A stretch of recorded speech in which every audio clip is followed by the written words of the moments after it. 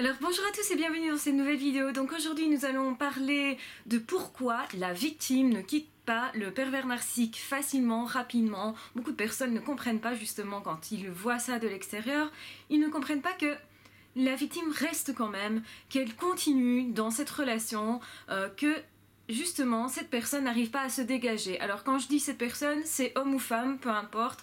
On le sait tous, ça ne concerne pas un sexe en particulier, tout le monde est concerné, ça concerne l'hétérosexualité comme l'homosexualité, comme la bisexualité. Il n'y a pas vraiment de différence à faire à ce niveau-là. La perversion existe dans la personne même. La perversion, un pervers narcissique, c'est quelqu'un qui va vous enfermer dans un piège qui est un leurre où justement il joue avec la réalité. Donc c'est-à-dire que d'une part il va choisir une personne qui va être réceptive à ça, c'est-à-dire une personne qui n'a pas confiance en elle, une personne qui va douter facilement et qui du coup va remettre son pouvoir à l'autre beaucoup plus facilement. Donc une personne qui a beaucoup d'assurance, etc. Ce sont des personnes qui généralement ne sont pas prises en tout cas comme en ligne de mire par le pervers narcissique.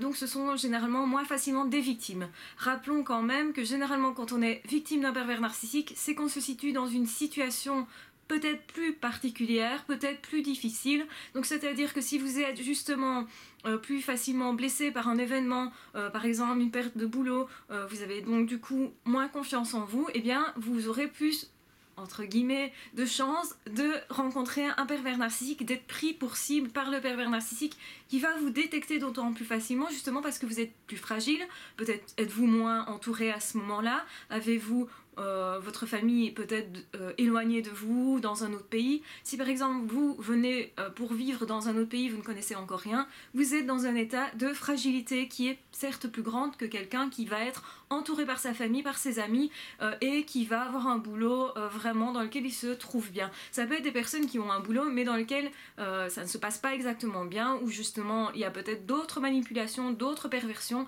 Donc la manipulation, rappelons-le, c'est pas toujours fait par un pervers narcissique. On peut être manipulé par des personnes qui utilisent sur nous ce type de procédure, de mise en place, comme certains chefs le font parfois, pour s'assurer un certain pouvoir, pour essayer de vous faire des choses que vous n'êtes pas prêt à faire justement parce qu'ils pensent que c'est bon pour le service, que c'est bon pour le travail. Il y a toujours des chefs qui pensent ça. Ce ne sont pas nécessairement des pervers narcissiques, mais c'est pas pour ça qu'ils n'utilisent pas la manipulation.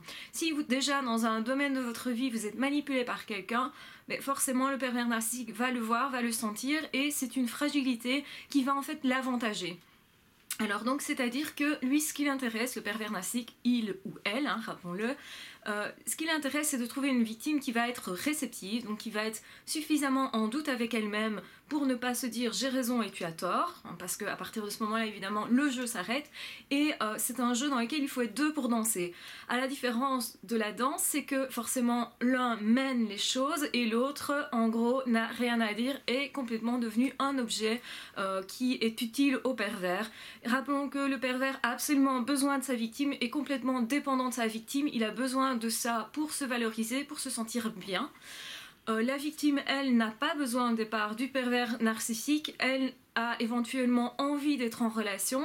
Il y a des personnes qui sont plus facilement dépendantes. Évidemment, si vous avez déjà une personnalité où vous êtes très fragilisé, où vous recherchez une sorte de dépendance parce que simplement c'est reposant de se reposer sur la vie de quelqu'un d'autre, et ça va jouer aussi sur le fait que vous puissiez aller justement dans les bras d'un pervers narcissique, puis vous avez envie d'être guidé, et c'est le cas des personnes qui ne savent pas vraiment bien vers quoi ils vont, et c'est tout à fait légitime. On est quand même beaucoup sur cette terre à ne pas savoir exactement vers quoi on veut aller, d'où l'importance de définir ses objectifs, de se connaître bien, et du coup d'être moins facilement touché par ce type de manipulation, par la perversion narcissique justement, puisque plus on sait où on va et moins on va s'en remettre à l'autre, on va plus facilement douter de ce que l'autre nous dit, et dans ce cas-ci c'est plutôt bien.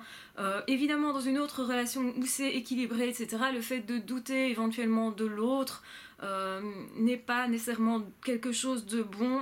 Généralement il faut quand même se faire confiance un minimum pour pouvoir progresser ensemble dans un couple, et donc c'est pour ça que la victime remet en fait entre les mains du pervers narcissique cette volonté-là de suivre, de se laisser guider en tout cas, et certainement va maîtriser ses doutes, parce qu'on le sait, hein, les doutes sont quand même là, la personne ressent quand même quelque chose, une petite voix intérieure lui dit ce n'est pas normal, mais comme elle doute d'elle-même, donc il ou elle doute d'elle-même ou de lui-même, à ce moment-là, forcément, les doutes vont être tamisés, vont être étouffés, et c'est la victime qui fait ça, un petit peu sans avoir conscience évidemment hein, de ce qu'elle fait, ça se fait comme ça, et le pervers narcissique va impliquer ça aussi en disant mais non, tu te tracasses pour rien, fais-moi confiance, je sais ce que je fais, et alors avec cette assurance typique où elles ont, c'est mais tu dois me croire, tu dois avoir confiance en moi. Un couple justement, donc il va retourner les choses en disant mais un couple c'est justement ça, c'est faire confiance l'un en l'autre, c'est se laisser guider, et donc ça c'est justement ce qu'il attend de la victime, parce qu'évidemment plus elle se laisse guider, moins elle a de résistance et plus ça va être facile, mais en même temps il ne faut pas que ça soit trop facile, parce qu'on le sait, le pervers narcissique aime quand même avoir le sens du défi, le sens de la conquête en fait, parce qu'alors il est d'autant plus fier de lui, et s'il sait maîtriser quelqu'un qui au départ n'était pas maîtrisable facilement. D'où la complexité de la relation qui fait que les pervers narcissiques ne sont pas tellement intéressés par les gens qui sont vraiment, je vais dire, des carpettes et qui se laissent marcher dessus. On a l'exemple, enfin, j'avais parlé du masochisme où vraiment la personne attend de l'autre vraiment qu'il le maltraite et prend plaisir à ça. Donc évidemment, le pervers narcissique ne cherche pas le plaisir de la victime, cherche à humilier, mais surtout pas à ce que cette personne en tire un bénéfice. Donc dans le masochisme, il y a un bénéfice qui est retiré de ça. Donc les pervers narcissiques ne sont pas attirés par les masochistes, ça les fait fuir plutôt. Donc ça aussi c'est une possibilité de les mettre en fuite, c'est de faire semblant que ça vous plaît. C'est tout à fait quelque chose de possible pour les mettre en fuite. Si vous ne savez pas comment vous défendre, c'est un très bon moyen, sachez-le. Et donc, effectivement, le pervers donc, va choisir une victime qui a vraiment un profil particulier, et la victime va se laisser faire, parce qu'au départ, il y a une fragilité, donc elle essaye si vous voulez, de résoudre le problème de cette fragilité-là en se rassurant avec cette personne qui est justement rassurante. Hein. Donc là, il y a le besoin d'être sécurisé qui va jouer énormément. Il y a aussi quelque chose de l'ordre de « moi je veux quelque chose d'honnête, une relation honnête, et je veux aussi rétablir l'équilibre ». Donc ça, quand on est au-delà, donc quand la relation commence vraiment à être de la maltraitance, qu'on le remarque, généralement la victime va commencer un combat qui est de rétablir l'équilibre. Et en fait, elle est persuadée, ou il est persuadé, que c'est possible. Donc ça, c'est une forme de résilience, on est d'accord. Savoir se battre par rapport à la réalité pour essayer de changer les choses, c'est quelque chose qui est plutôt honorable, mais qui va jouer contre la victime. Pourquoi ? Parce que aussi longtemps que cette personne se dira c'est possible de guérir le pervers narcissique, c'est possible de changer la situation de manière à ce que ça aille mieux, c'est possible de réparer ce couple, parce que parfois, enfin souvent, la victime pense qu'il y a eu quand même un couple stable au départ, qu'il y a eu quelque chose de beau, mais ce n'était qu'une illusion, on l'a vu dans d'autres vidéos. Mais tant que la victime pense que il y a un amour réel qui est possible, et donc en fait elle continue de courir après un rêve qui n'est jamais accessible, puisque le pervers narcissique passe son temps évidemment à saboter les efforts de sa victime et s'en délecte vraiment, et ça attise même la haine de la victime, donc du pervers narcissique par rapport à sa victime. Du coup, la victime s'en prend encore plus dans la tronche, pour pas le dire autrement, parce que c'est vraiment ça qui se passe, va être encore plus détruite, et plus elle va rester dans cet aveuglement, parce que c'est quand même un aveuglement d'avoir été dupé de la perversion narcissique, c'est vraiment le pervers a joué avec la réalité, vous a donné une morale qui n'était peut-être pas la vôtre, vous a dit c'est pas moral, si tu me quittes ce n'est pas de morale, tu ne peux pas le faire ni à la Saint-Valentin, ni aux fêtes, ni parce qu'on a des enfants, ni tu seras une mauvaise personne si tu t'en vas. Donc autrement dit, il enferme la victime dans une croyance qui est que non, vous ne pouvez pas partir, vous ne pouvez pas vous sauvegarder, parce que partir c'est vraiment se sauvegarder, mais on ne peut partir. Donc pourquoi la victime reste enfermée là-dedans ? Évidemment parce que l'emprise est énorme, évidemment parce qu'elle a des rêves énormes d'amour et la croyance que les choses sont possibles à résoudre, que le problème n'est qu'un problème provisoire, comme souvent dans la vie, nous avons des problèmes tous, nous en avons tous, et on se dit souvent, pour tenir le coup, ce n'est que provisoire, et on essaye malgré tout de résoudre les choses. Et puis voilà, c'est qu'à partir du moment où on se dit c'est impossible à résoudre, on a atteint un point de non-retour, et parfois il faut que la maltraitance aille très loin ou qu'elle devienne physique pour que certaines personnes réagissent en se disant ça je ne peux pas accepter. J'avais dit depuis X temps déjà, hein, peut-être tout jeune, on se dit ça adolescent, moi si un jour on me tape dessus je m'en vais. Du coup le pervers narcissique va perdre son pouvoir à ce moment-là. Mais évidemment, dès qu'il ressent que le pouvoir est perdu, qu'est-ce qu'il va faire? C'est tout faire pour récupérer la victime. Excuse-moi, je savais pas ce que je faisais. Alors là, vous allez avoir des excuses qui sont en fait de fausses excuses. Vous allez avoir un pervers narcissique qui va coucher derrière votre porte, vous téléphoner 30 000 fois par jour, vous faire éventuellement des menaces si vous partez. Ça c'est tout à fait possible aussi, là ça devient vraiment quand ils n'ont plus d'autres plans, ils vont faire des menaces, ça peut être vraiment des mises en justice, des manipulations sur les enfants, donc ça peut atteindre des proportions vraiment gigantesques et de toute façon on le sait, et c'est pour ça qu'il faut réagir le plus vite possible et rester lucide le plus longtemps possible. Donc j'avais dit pour ça qu'il faut noter la méchanceté du pervers narcissique, parce que quand cette personne-là redevient tout doux, tout gentil et tout ça, on peut croire à nouveau à notre rêve qui est que finalement c'est de notre faute si ça fonctionne pas, et c'est parce qu'on doit faire un effort supplémentaire mais que ça va fonctionner. Tant qu'on croit ça, eh bien on est forcément toujours dans le piège. Le pervers narcissique ne peut pas danser tout seul, donc on sait l'un des deux danseurs n'a plus aucune volonté, et en fait il doit reprendre le pouvoir, son pouvoir, parce qu'on en a tous un. On a tous le droit de décider quelque chose dans une relation, on a tous normalement plus ou moins 50% de la relation en main, et on ne peut pas se dire j'ai laissé mon pouvoir chez l'autre, ce n'est pas quelque chose de normal déjà à la base, c'est disproportionné. Alors parfois, à certains moments effectivement, on se repose plus sur l'autre, etc. Et dans les couples classiques, généralement ça pose pas de problème quand il y a un équilibre, c'est pas nécessairement 50-50, il y a des personnes évidemment qui tombent malades et l'autre s'en occupe plus, prend un peu plus sur leur dos, etc. Ça c'est tout à fait logique, mais dans le cas du pervers narcissique, c'est la victime a toute la responsabilité et tous les torts. Le pervers narcissique ne se charge de rien, mais par contre, toute la volonté du couple n'est gérée que par le pervers narcissique. Du coup, la victime a perdu tout son pouvoir et sa volonté. Donc, première chose, c'est vraiment qu'elle se rende compte de sa situation, qu'elle lâche ce rêve qui n'est pas réalisable. Et pour ça, il faut une prise de conscience. Une victime ne part jamais s'il n'y a pas de prise de conscience. C'est à ça que servent ces vidéos, c'est pour donner une prise de conscience de la victime qui va alors cesser de danser. Elle doit décider consciemment que c'est terminé. Elle ne joue plus à ce jeu-là.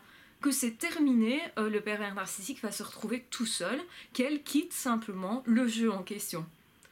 Et donc c'est là que le pervers narcissique va être très en colère, puisque du coup le fait qu'il ne sache plus gérer cette victime-là, qu'il ne sache plus la manipuler comme il veut, ou qu'à certains moments elle lui échappe, puisque en fait ça se fait graduellement, la victime prend conscience, puis échappe par petites touches, et puis échappe de plus en plus. Et évidemment, idéalement, ce qui est idéal avant de partir, c'est de mettre tout en place. Donc c'est pas courir vers la porte de sortie et se barrer direct, non, c'est mettre les choses en place en se disant ok, voilà avec quoi je suis en lien, voilà ce qui risque de m'arriver, donc je vais prévenir les amis, je vais m'entourer de bonnes personnes, je vais éventuellement mettre de l'argent de côté ou acheter un appartement dont il n'aura pas connaissance ou elle n'aura pas connaissance, et donc préparer tout pour s'en aller. Alors évidemment, si le pervers narcissique réalise, parce qu'ils sont vraiment aux aguets forcément, réalise que la victime est en train de se libérer ou a mis des choses en place, là la colère va apparaître et il y a un risque réel aussi de colère physique. Alors la plupart du temps, les pervers narcissiques n'ont pas cette violence physique, parce qu'il faut que ça reste caché. En fait, à partir du moment où la violence devient physique, c'est assez parlant pour vous aussi, et du coup vous prenez d'autant plus conscience qu'il y a vraiment une violence, qu'il y a vraiment des attaques. En fait, le pervers narcissique, il essaye toujours, ou elle essaye toujours, de masquer les choses, de vous mettre dans le brouillard et de faire en sorte que vous ne sachiez pas analyser la situation dans laquelle vous êtes. C'est-à-dire qu'il ne faut pas que vous voyez que la méchanceté réelle est là, que c'est vous qui en fait pâtissez de tout, que c'est vous qui prenez tous les coups. Alors à partir du moment où la violence devient manifeste et par exemple devient physique ou devient manifeste par rapport à d'autres personnes, c'est-à-dire qu'il y a des personnes qui voient ça de l'extérieur et qui vont dire vraiment mais attends ce n'est pas normal, à partir de là évidemment le pervers narcissique sait qu'il va perdre du pouvoir et donc généralement il ne va pas jusque là, il minimise, donc il essaye que les violences ne soient faites que dans l'intimité, à l'abri des regards, justement pour ne pas qu'il y ait quelqu'un d'autre qui vienne à votre secours et simplement même en vous disant « mais attends, c'est pas normal, il faut que tu réagisses, s'il y a un problème quelque part, ce n'est pas sain comme couple et tu as droit à autre chose. » Et c'est ce droit à autre chose que la victime doit comprendre aussi, c'est ça, reprendre son pouvoir, c'est se dire « attends, je suis quelqu'un de bien moi à la base, pourquoi est-ce qu'on me traite comme ça? Est-ce que c'est légitime? » Et à partir du moment où la victime répondra non, c'est pas légitime, non, il y a un problème, et qu'elle ne se laisse plus embobiner non plus par le chantage psychologique qui est derrière, qui est oh non, tu sais, ça va aller mieux, maintenant ça va aller mieux, laisse-toi faire, ça va aller mieux, attends un peu, avec le temps ça va s'arranger. Donc le pervers narcissique, il fait tout pour gagner du temps, tout pour étouffer en fait votre vigilance, enfin l'endormir, et faire en sorte que en fait, il vous vend du rêve à nouveau pour que vous puissiez recroire à ce rêve que vous avez entreaperçu mais qui n'a jamais existé. Donc c'est pour ça que je disais qu'il faut noter tout ce que le pervers a réellement fait et pas se fixer sur ce qui a été promis, mais regarder uniquement les faits et gestes, parce que c'est à ce moment-là que vous allez voir vraiment qui est cette personne. Une personne qui vous fait des promesses et ne les tient jamais, ce n'est pas normal. Une personne qui ne réalise pas toutes ses promesses, à la limite ça peut être normal, parce que la vie va parfois comme elle va, donc on n'a pas toujours en main toutes les conditions nécessaires pour que tout se passe super bien. Si par exemple quelqu'un vous a promis un voyage mais ne l'a jamais fait parce que cette personne est tombée malade et que c'est pas possible tout simplement avec le traitement, c'est pas une manipulation, ce n'est pas du tout, même si vous êtes déçu, ce n'est pas une agression, c'est simplement de la déception et c'est légitime d'être déçu, mais ça ne légitime en rien le fait de devoir couper cette relation pour ça. Maintenant, bon voilà, chacun prend ses décisions comme il veut et à les exigences qu'il a, on n'est pas pareil à ce niveau-là. Je pense que à partir du moment où on est victime d'un pervers narcissique, justement les exigences ne sont pas assez hautes par rapport à l'autre. Ça veut dire qu'on ne s'estime pas déjà à la base soi-même, pas suffisamment en tout cas, donc il faut apprendre à s'aimer soi-même, à se trouver légitime dans ce qu'on fait, à refuser catégoriquement les blessures qu'on nous impose, et de cesser de jouer cette danse stupide. Un danseur qui danse tout seul, c'est simplement ridicule. Un couple seul, ça se fait à deux. Et donc la perversion narcissique, ça se fait à deux aussi, même si c'est clairement la responsabilité est chez le pervers, pas du tout chez la victime. La victime n'est qu'une proie qui a été piégée dans quelque chose. Donc surtout, ne doit pas se sentir coupable de ça. Mais à partir du moment où elle a pris conscience des choses, ou il a pris conscience des choses, bien entendu, il y a des étapes qui vont se mettre en place, qui est le refus de ce rêve-là, le refus de croire ce que le pervers nous vend, parce que c'est faux, tout est faux, c'est que du mensonge. À partir du moment où on comprend ça, à partir du moment où on comprend que c'est destructeur, à partir du moment où on comprend que de toute façon, quoi qu'on fasse, on sera toujours mis à mal, blessé, voire traumatisé, hein, parce que c'est aussi un traumatisme que de se voir vraiment démuni à ce point-là. C'est ça qui est difficile à vivre, et on a aussi cette envie de rétablir l'équilibre.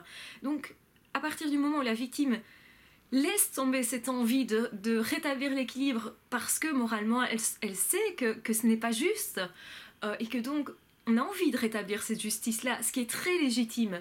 Et c'est aussi là-dessus que le pervers compte pour que la victime continue encore et encore. Et si la victime revient vers le pervers, c'est parfois pour vérifier, est-ce que j'ai bien vu? Oui, mais c'est pas moi qui me trompe. N'oubliez pas que vous avez affaire à quelqu'un qui doute vraiment d'elle-même, ou de lui-même, en fonction du sexe. Et donc, est-ce que je me trompe pas? est-ce que partir finalement, est-ce que c'était légitime? Oui, mais est-ce que... Et tant que vous doutez de ce que vous êtes en train de faire, la victime risque toujours de revenir et de ne pas partir, enfin, et où, je vais dire, puisque ça se fait par étapes. Donc vous l'aurez compris, pourquoi est-ce que la victime reste prisonnière? De un, parce qu'elle est dans un piège qui est quand même bien ficelé, et parce que elle ne parvient pas à voir les choses telles qu'elles sont réellement, c'est-à-dire que tout est un leurre, et ce sera parfois qu'en rencontrant une autre personne qui est par contre complètement différente, qu'elle va comprendre vraiment ce en quoi elle a été. Généralement, la victime comprend vraiment les choses qu'à partir du moment où l'emprise n'est plus là, à partir du moment où il y a déjà quelques mois au moins découlé et que cette personne a pris une distance vraiment importante, et c'est à ce moment-là qu'elle va parfois avoir une énorme colère, l'envie de se venger, de rétablir l'équilibre aussi, de justice, et le besoin de justice est tout à fait normal, mais il ne doit pas en aucun cas être une raison pour revenir vers le pervers narcissique ou pour rester avec le pervers narcissique. Vous voulez reprendre justice, eh bien reprenez-le en reprenant votre vie en main, en justement réparant les blessures, et tôt ou tard, la vengeance, je pense, se fait d'elle-même. Alors si vous avez l'occasion de le faire, faites ce que vous pensez bon. De toute façon, le pervers narcissique ne s'est pas retourné pour vous faire du tort, donc effectivement je pense qu'on ne va pas parler de morale contre un pervers narcissique. Je pense que vous devez faire ce que vous pensez juste pour vous, et parfois se défendre, ça fait extrêmement du bien, parce que on reprend son pouvoir, et c'est ça que la victime doit apprendre, s'aimer elle-même, reprendre son pouvoir, reprendre confiance aussi en les autres êtres humains, parce que la confiance a été rompue éventuellement par rapport aussi à sa famille, à ses amis, à ses ex-amis, reprendre contact avec tous ces gens-là, essayer de retisser tous les liens qui ont éventuellement été rompus, et en soi et autour de soi. Donc ça prend du temps tout ça, on ne guérit pas du jour au lendemain d'un pervers narcissique, mais s'en sortir, on s'en sort, c'est tout à fait possible, et c'est pour ça que je suis là, et certainement pour ça aussi que vous êtes en train de regarder cette vidéo. Donc croyez en vous, c'est le plus important, et confiance en vos capacités, vous en avez beaucoup plus que ce que vous pensez. La plupart des personnes n'ont pas conscience des réelles forces qui sont en eux, et on est là pour les mettre en lumière, on est là aussi pour les découvrir au fur et à mesure. Donc prenez confiance en vous,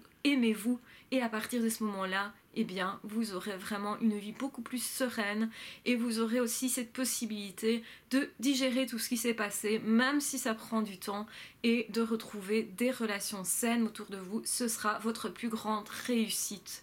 Je vous embrasse très fort, prenez très bien soin de vous, c'est très important. Je vous souhaite déjà un excellent réveillon de Noël, parce que nous sommes très proches de Noël. Voilà, vraiment prenez soin de vous, prenez soin des gens que vous aimez, entourez-vous de bonnes personnes, et on se retrouve très vite pour d'autres vidéos. À ciao, bye bye!